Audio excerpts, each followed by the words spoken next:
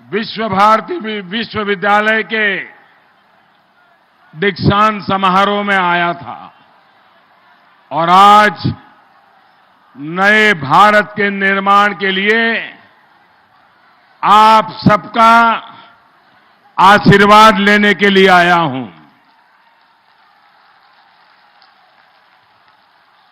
भाइयों और बहनों, पहले 3 चरणों के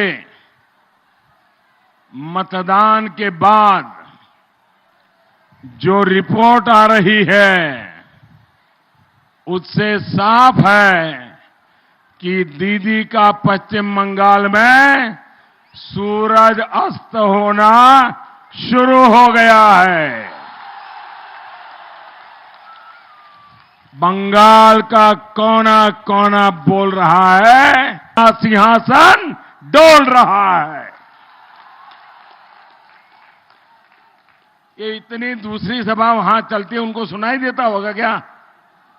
जितने लोग इतने यहां है उतने उधर है, सुनाई देता होगा क्या?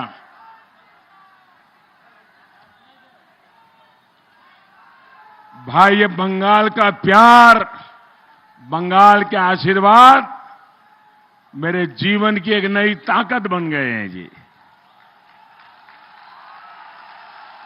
मैं आपका बहुत आभारी हूं। जहां मेरी नजर पहुंच रही है लोग ही लोग हैं, और मुझे मालूम है आपकी गाड़ियां इतनी दूर खड़ी करवाई होगी, आपको 2-2, 5-5 किलोमीटर पैदल आना पड़ा होगा, लेकिन दीदी को समझ आ गया है वो जितने मुसीबतें पैदा करेगी उतनी ताकत से कमल ज्यादा खिलने वाला है। साथियों, जब सिंहासन हिल रहा है तो दीदी और उनके गुंडे बौखला भी रहे हैं। कल भी पश्चिम बंगाल में जो कुछ हुआ वो इसी बौखलाहट का परिणाम है। मैं भाजपा के सभी कार्यकर्ताओं से कहूंगा, मैं यहां के लोकतंत्र प्रेमी सभी मतदाताओं को, नागरिकों को कहूंगा कि आप पूरी मजबूती से डटे रहिए। बंगाल की जनता आपके साथ खड़ी है।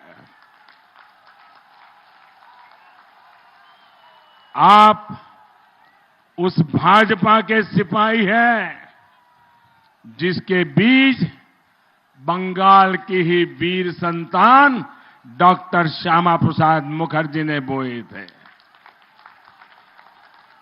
जिन्होंने तिरंगे के सम्मान के लिए, भारत के एकीकरण के लिए सर्वोच्च बलिदान दिया था। आज बंगाल को अत्याचार से मुक्त कराने के लिए यहां के नागरिकों को गुंडों के सामने डटकर खड़ा होना है।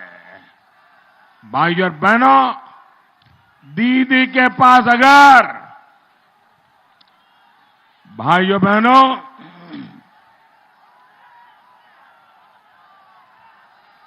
आप शांति रखिए, आप शांति रखिए। दीदी के पास अगर गुंडा तंत्र की ताकत है तो हमारे साथ लोकतंत्र की शक्ति है।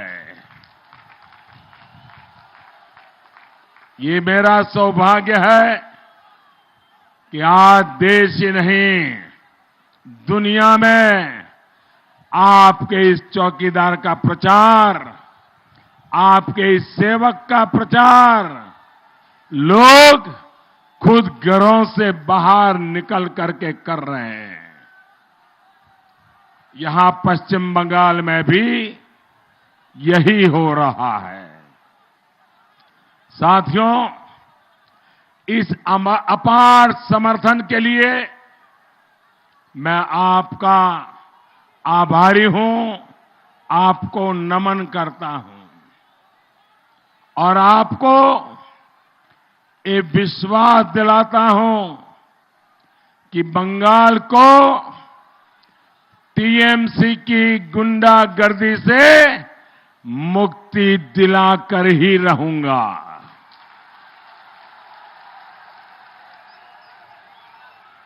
23 मई को, एक महीने के बाद 23 मई को चुनाव के नतीजे आएंगे। 23 मई को जब फिर एक बार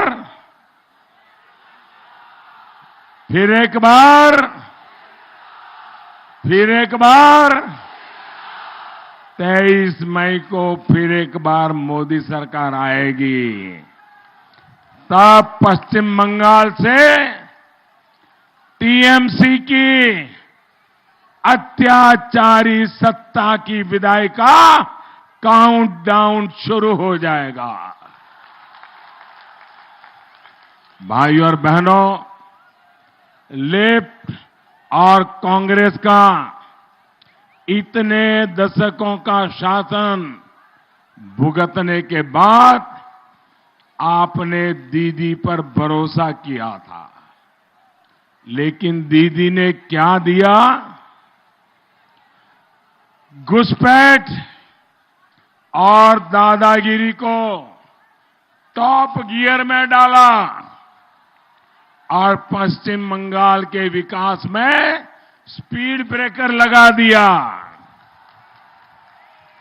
आज आप मुझे बताइए, पश्चिम बंगाल में कोई भी ऐसा काम है क्या जो बिना टोलाबाजी के दादा लोगों को उनका हिस्सा दिए बिना संभव होता है क्या? कोई ऐसा काम है क्या? भाई और बहनों, स्पीड ब्रेकर दीदी ने पश्चिम बंगाल के वर्तमान ही नहीं, यहां के लोगों के भविष्य के साथ भी खिलवाड़ किया है। साथियों, जो आपको ये सत्ता ऐसी मिली है जो आपको सस्ते में जो राशन मिलता है, सब्सिडी मिलती है, गर्भवती महिलाओं को मदद मिलती है, ये दिल्ली से आपके लिए भेजी जाती है। यहां की सरकार को बस डाकिए की तरह आप तक ये मदद पहुंचानी होती है, लेकिन इसमें भी टोलाबाजी की जाती है। गरीब का राशन तक टीएमसी के टोलाबाज नहीं छोड़ते। भाइयों और बहनों, गुरुदेव ने ऐसे समाज की कल्पना की थी जहां डर ना हो और हर कोई माथा ऊंचा करके चल सके। गुरुदेव के उस सपने का क्या हुआ?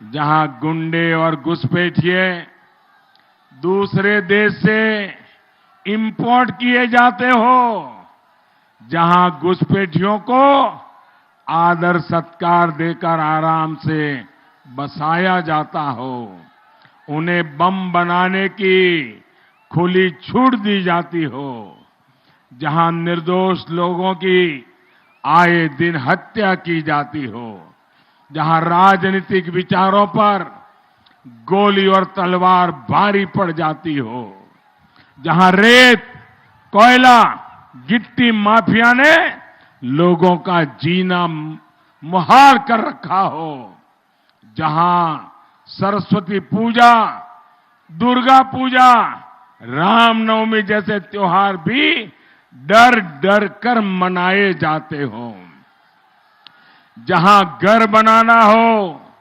घर बेचना हो, दफ्तर खरीदना हो, किराए पर चढ़ाना हो, हर काम के लिए जहां सिंडिकेट के सामने हाथ जोड़ना पड़ता हो, ऐसी बंगाल की कल्पना गुरुदेव ने नहीं की थी।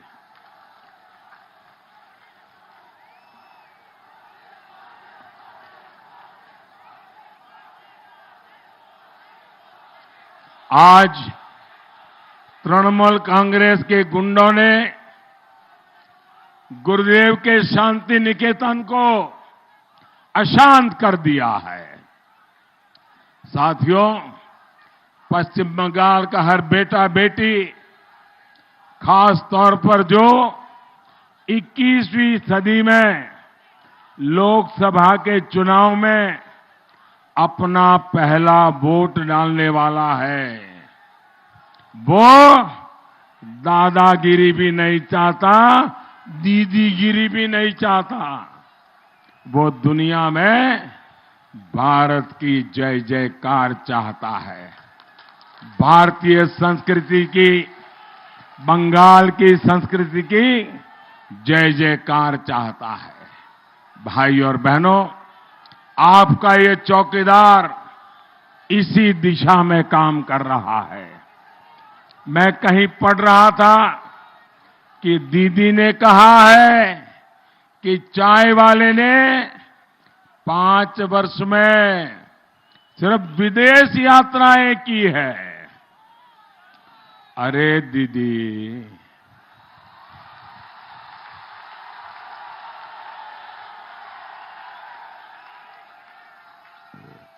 आज दुनिया में भारत का दम दिख रहा है, भारत का डंका बज रहा है। ये इसलिए है क्योंकि इन्हीं विदेशी यात्राओं में भारत के 130 करोड़ लोगों की बुलंद आवाज दूसरे देशों तक पहुंची है। आप याद करिए साथियों, 5 वर्ष पहले तक किसी भी मुद्दे पर दुनिया का समर्थन जुटाने के लिए हमारा दम फूल जाता था, लेकिन आज पूरी दुनिया हमारे साथ खड़ी हो जाती है।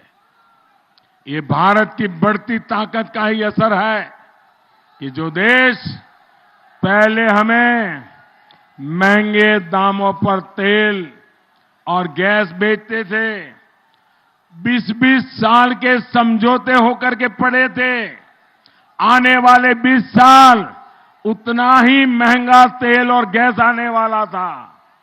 लेकिन मोदी आने के बाद उनसे बातचीत की, उन करारों पर पुनर्चर्चा की और पुरानी सरकार जो दाम तय करके बैठी थी, जो देने के लिए कानूनन हम बंधे हुए थे, लेकिन हमने दोस्ताना तरीके से बात की, चर्चा की, समझाया और हमने दाम कम करवाए। भाइयों, ये भारत की बढ़ती ताकत का ही असर है कि ऐसे ऐसे भ्रष्टाचारी और राजदार पकड़ करके भारत लाए गए जिनके बारे में पहले कोई सोच भी नहीं सकता था। ये भारत की बढ़ती ताकत है कि अनेक देश भारत के साथ समझौता किया है। उनकी बैंकों में अगर कोई भारतीय पैसे रखेगा तो रियल टाइम इंफॉर्मेशन वो देश हमको, भारत को देगा। अब भारत से काला धन का कारोबार दुनिया की बैंकों में कोई नहीं कर पाएगा और दुनिया के देशों को बैंकों से हमने समझौता किया है।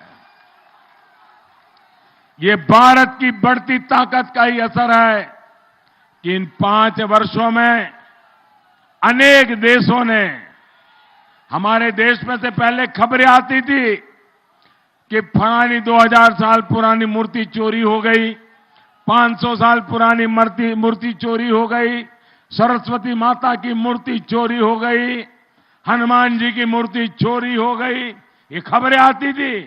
भाइयों बहनों, ये मोदी के आने के बाद अनेक देशों ने ऐसी सैकड़ों मूर्तियां जो कोई चोरी करके ले गए थे, उनको पकड़ करके खोज करके भारत को वापस की।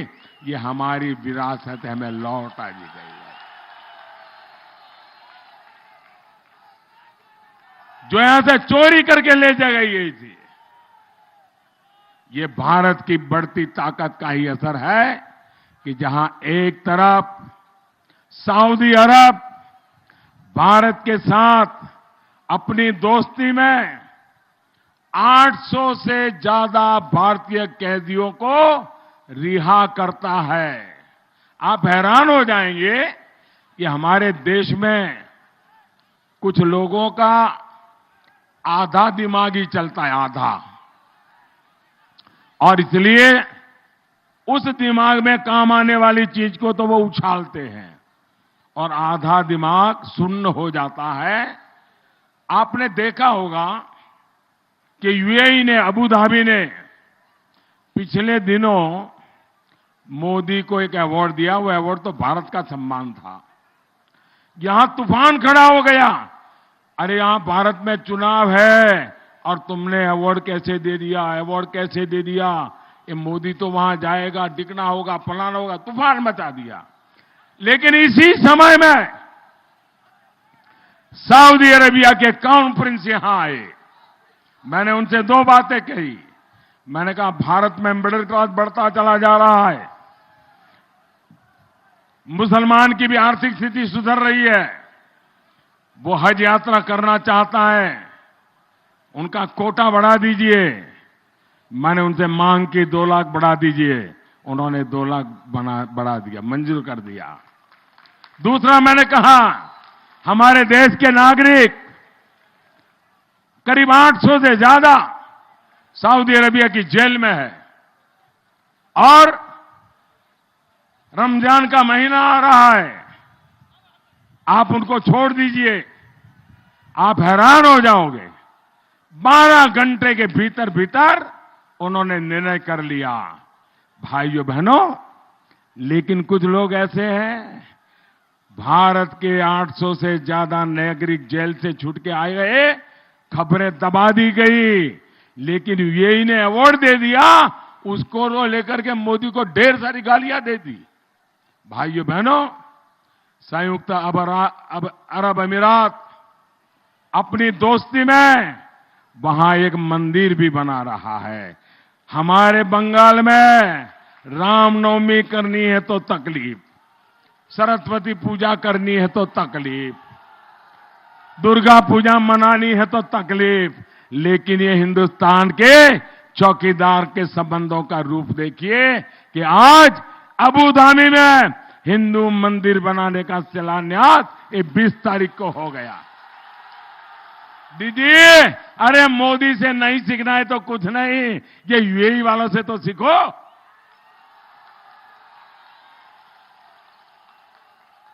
ये भारत की बढ़ती ताकत ही है, असर है कि विदेश में आतंकियों के चंगुल में फंसे देशवासियों को हम सुरक्षित निकाल करके वापस ला पा रहे हैं। यहां पश्चिम बंगाल की बेटी, ये भी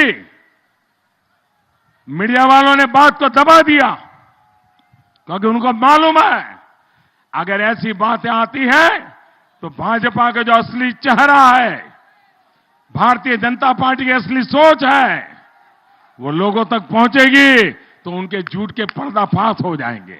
भाइयों बहनों,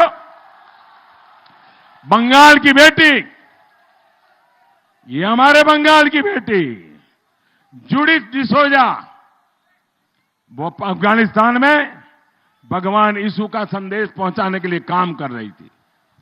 आतंकवादियों ने उसको किडनैप कर लिया। आप कल्पना कर सकते हैं, एक जवान बेटी आतंकवादियों के कब्जे में गई, तब हमारी मुसीबत कितनी बड़ी आई होगी, कितनी परेशानी पैदा हुई होगी। हम किसको क्या जवाब देंगे? हमारे मन पे बड़ा बोझ था। हम लगातार कोशिश करते रहे, डिप्लोमेटिक रिलेशन का जितना उपयोग कर सकते कर पाए, और मुझे खुशी हुई कि वो बेटी हमारी सही सलामत लौट आई और बंगाल को हमने वापस पहुंचा दी। भाई, ये काम हम करते हैं। और कहती है विदेश में दौरा करते हैं, अरे ये दौरे से है कि ऐसे हमारी बेटियों को हम ला पाते हैं। ये भारत की बढ़ती ताकत का ही असर है कि अंतर्राष्ट्रीय योग दिवस हो या इंटरनेशनल सोलर अलायंस, हम दुनिया का नेतृत्व कर रहे हैं। ममता दीदी, भारत की बढ़ती ताकत ने भारत के पासपोर्ट की ताकत को भी बढ़ा दी है। ये भारत की बढ़ती ताकत है कि विदेश में विदेशी निवेश आज विदेशों से हिंदुस्तान में रिकॉर्ड स्तर पे हो रहा है। विदेशी मुद्रा का भंडार रिकॉर्ड स्तर पर है। रिकॉर्ड संख्या में विदेशी टूरिस्ट आज भारत आ रहे हैं। साथियों, याद करिए, बांग्लादेश के साथ सीमा विवाद कितने वर्षों से चल रहा था। कितनी सरकारें आई और गई, हमारे लाखों नागरिकों का जीवन अधर में लटका हुआ था। हमने ये विवाद भी हल करने का काम किया। भाई और बहनों, जब सत्ता और वोट बैंक के लिए राजनीति के बजाय भारत भक्ति की राजनीति होती है, तब देश हित के काम होते हैं, जन सामान्य की भलाई के लिए काम होते हैं। वोट बैंक के लिए ही जीते मरते हैं, वो राष्ट्रवाद को गाली देते हैं और आतंक और पाकिस्तान के पक्ष में खड़े दिखते हैं। सिर्फ मोदी को नीचा दिखाना, वोट बैंक को खुश करना, ये दीदी के यही उनका तरीका है। और दीदी ने सर्जिकल स्ट्राइक पर सवाल खड़े कर दिए।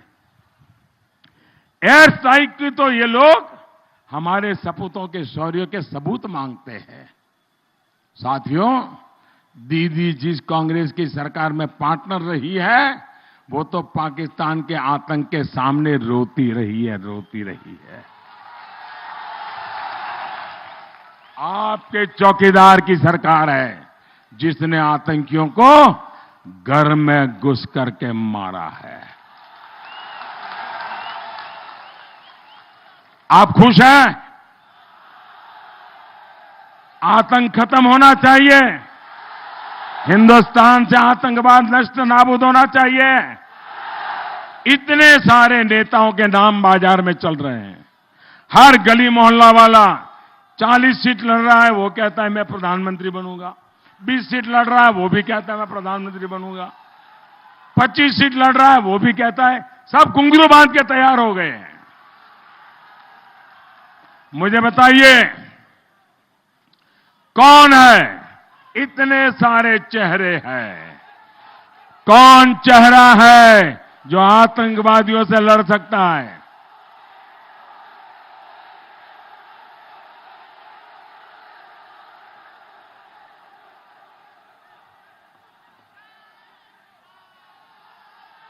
कौन आतंकवाद को खत्म कर सकता है? कौन आतंकवाद से भिड़ सकता है? आपका जवाब आधा सही है, आधा गलत है। आतंकवादियों को खत्म करने का काम आपका एक वोट करने वाला है। आपका एक वोट, आपके वोट की ताकत है जो इस चौकीदार को मजबूत बनाएगी और चौकीदार आपके सपनों को पूरा करेगा। साथियों, देश की सुरक्षा हो या फिर समृद्धि, हमारी नीति स्पष्ट है। हम परिवहन से लेकर के पर्यटन और पर्यटन से परिवर्तन तक विकास के काम कर रहे हैं। बोलपुर में, इस पूरे क्षेत्र में पर्यटन की बहुत संभावनाएं हैं, लेकिन टीएमसी की गुंडागिर्दी जब तक रहेगी तब तक टूरिज्म भी नहीं बढ़ेगा, नए उद्योग नहीं आएंगे। केंद्र सरकार यहां की कनेक्टिविटी को मजबूत करने के लिए, लोगों का जीवन आसान बनाने के लिए हजारों करोड़ के प्रोजेक्ट पर काम कर रही है। लेकिन हमारी दीदी का पूरा प्रयास है कि मोदी जी को भी उनका काम पश्चिम बंगाल के लिए कर रहा है, उस पर भी ब्रेक लगाई जाए। आयुष्मान भारत, जिससे यहां के 1 करोड़ से अधिक गरीब परिवारों को 5 लाख रुपए तक इलाज की सुविधा मुफ्त में मिल रही थी, और वो भी हिंदुस्तान में कहीं पर भी कर सकते हैं। ये दीदी ने उस पर भी ताला मार दिया। गरीबों की बीमारी पे ये ताला मारने वाली दीदी है। इस योजना से पश्चिम बंगाल ही नहीं, बल्कि देश के दूसरे हिस्सों में भी अच्छे अस्पतालों में यहां के गरीबों का इलाज होता। लेकिन गरीबों की दीदी को थोड़ी चिंता है। उनको तो एक ही काम है, बांग्लादेश से लोगों को लाओ, मोदी को हटाओ।